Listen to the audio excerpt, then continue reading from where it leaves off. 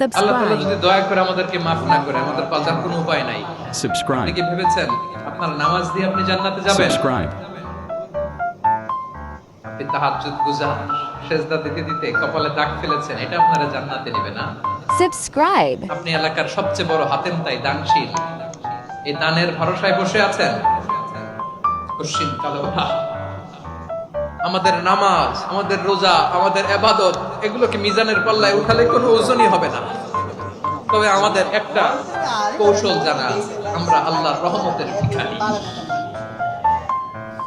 আমরা সেদিন আগেই গুনার স্বীকৃতি দিয়ে দেব। আমরা বলবো, আল্লাহ তুমি প্রশ্ন করার আগে তোমার একটা কথা বলি, আমারে কিছু জিজ্ঞেস করো না, আমি সব করেছি। এমন কোন পাপ নাই যে পাপ আমারে দিয়ে হয় নাই। তোমার রহমত দিয়ে তুমি জান্নাতে Subscribe. পাঠাবা। তোমার